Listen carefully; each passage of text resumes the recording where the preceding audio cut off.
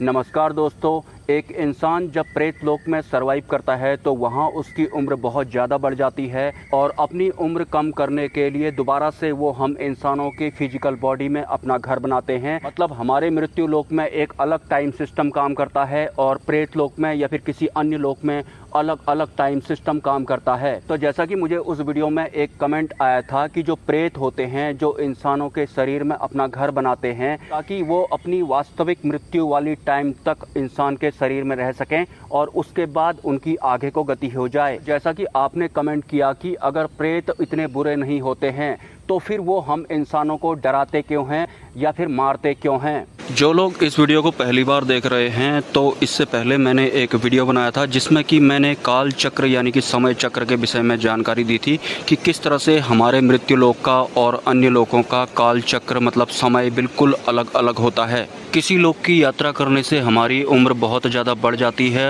और किसी लोक की यात्रा करने से हमारी उम्र बहुत ज़्यादा कम हो जाती है। तो इसको मैं कुछ इस तरह से सरल करना चाहूँगा। भले ही हम अभी अपनी फिजिकल बॉडी में सरवाइव कर रहे हैं तो इसका मतलब ये नहीं कि हम अहंकार मुक्त हो चुके हैं या फिर हमारी इच्छाएं समाप्त हो गई हैं। तो अगर हमारी अकाल मृत्यु हो जाती है और हम प्रेत बन जाते हैं तो इसका बिल्कुल भी ये मतलब नहीं है कि हमारा अहंकार खत्म हो जाता है या फिर हमारा मैं वाला भाव खत्म हो जाता है या फिर हमारी जो भी इच्छाएं या फिर वासनाएं हो जाती हैं वो भी समाप्त हो जाती हैं। तो इसके लिए मैं आपको एक एग्जाम्पल देना चाहूँगा। जैसे कि किसी इंसान की नाजायज़ संतान पैदा हो जाती है, भले ही वो लड़की हो या फिर लड़का हो, वजह भले ही कुछ भी रही हो, लेकिन वो जो माता पिता होते हैं अपनी संतान को किसी वीरान जगह पर छोड़कर आते हैं। तो उसके बाद उस बच्चे को किसी दूसरे परिवार द्वारा एडॉप्ट कर लिया जाता है और अपनी संतान का नाम भी दे दिया जाता है और वो उसके माता पिता भी बन जाते हैं। तो अगर वही नाजायज़ संतान 20 साल तक उन माँ बाप के साथ सर्वाइव करती है तो यकीनन उसके लिए वही माँ बाप असली होंगे, क्योंकि उसके आवरण में वो वाले माँ बाप ज्यादा होंगे जिन्होंने उसको बचपन से लेके 20 साल तक या फिर 25-30 साल तक पाला है। तो 25 साल बाद उसके असली माता पिता उस बच्चे के पास आकर बोलते हैं कि हम तेरे असली माँ बाप हैं, तो यकीन मानिए वो उनको अपने माता पिता एक्सेप्ट कर ही नहीं पाएगा। उस समय उस बच्चे के जो असली माता पिता होंगे उनके अंतकरण में क्या चल रहा होगा। जिस बच्चे को उन्होंने नाजायज समझकर फेंक दिया था उस बच्चे के अंदर उसके असली माँ बाप के लिए किसी भी तरह की कोई फीलिंग होगी ही नहीं और ये आवरण का प्रभाव होता है। तो अगर कोई प्रेत किसी इंसान के शरीर को अपना घर बनाता है तो उसे उस इंसान से मोह भी हो जाता है, उसके शरीर से मोह भी हो जाता है। उसे ऐसा लगता है कि ये शरीर मेरा ही है और मैं जो भी जी रहा हूँ ये मैं ही जी रहा हूँ। हालांकि जिस भी इंसान के शरीर में प्रेत ने घर बनाया होता है ओरिजिनल सूक्ष्म शरीर तो एक ही होता है, मतलब प्रायोरिटी तो फर्स्ट वाले सूक्ष्म शरीर को ही दी जाएगी।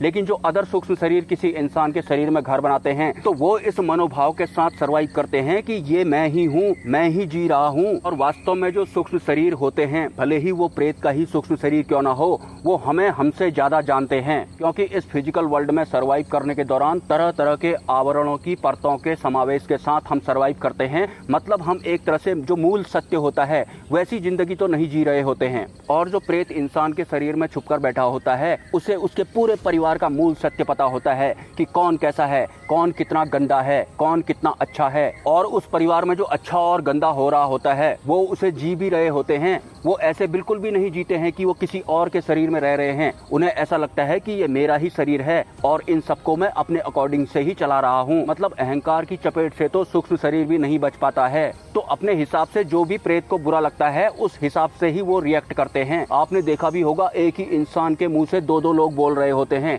एक आवाज में कुछ और होता है, दूसरे की आवाज कुछ और होती है। कोई तो स्त्री होता है, कोई पुरुष होता है। और काफी लंबे समय से एक शरीर में रहने की वजह से वो जो प्रेत होते हैं वो अपना पिछला भूलने भी लगते हैं या फिर उनका इंटरेस्ट अपने परिवार से या फिर अपने रिश्तेदारों से या फिर अन्य जो भी जब वो जीवित था जो भी संबंध उसके रहे होंगे उनसे भी वो कटता जैसा जाता है। और जिस भी इंसान के शरीर में वो रह रहा होता है वहाँ भी वो अपना हकपूर्ण जैसा जीवन जीता है। हाँ, अगर वो जीते जी मोक्ष के मार्ग पर चला होता या फिर उसे परमात्मा का थोड़ा बहुत भी ज्ञान होता तो वो इस तरह का नहीं होता। वो जीते जी परमात्मा के मार्ग पर चला नहीं, और जीते जी बहुत सारी इच्छाएं भी उसकी संसार में थी। अचानक से उसकी अकाल मृत्यु हो जाती है, तो जो भी उसकी इच्छाएं थी या फिर जो भी उसके दुश्मन रहे होंगे, उस मनोभाव के साथ ही उसका सूक्ष्म शरीर या फिर जिसे प्रेत बोलते हैं, वो प्रेत लोक में सर्वाइव करता है। और अगर वो किसी दूसरे के शरीर में भी आ जाता है तो उसी मनोभाव के साथ उसकी आगे को भी गति होती है। और जहाँ तक बात रही उस नाजायज बच्चे की जिसके माता पिता ने उसे कहीं छोड़ दिया था और किसी दूसरे माता पिता ने उसे अडॉप्ट कर लिया था, इसमें आपको ज्यादा इमोशनल होने की जरूरत नहीं है। भले ही किसी दूसरे माता पिता ने उसे अडॉप्ट किया हो,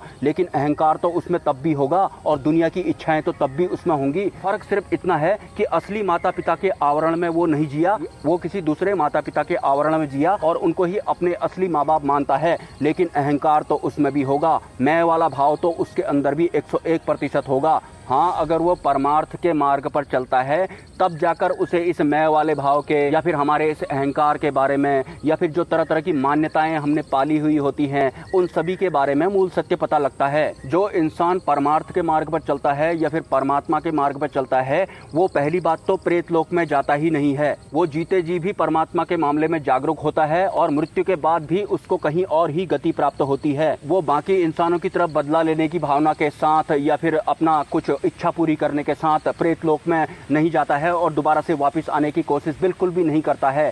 वो सदगति को ही प्राप्त करना चाहता है। एनीवेज, बारिश शुरू हो चुकी है, मुझे यहाँ से निकलना पड़ेगा। अगर आपके कोई सवाल है तो आप मुझे कमेंट कर सकते हैं, और अगर आप इस चैनल को सपोर्ट करना चाहते हैं तो इसी वीडियो के कमेंट सेक्शन में आपको एक UPI ID मिल जाएगा। स्वेच्छा से आप सपोर्ट कर सकते हैं, कोई ज़बरदस्ती नहीं है। मिलते हैं नेक्स्ट वीडियो में। ब्रह्मा, विष्णु, महेश, जय मां पराशक्ति।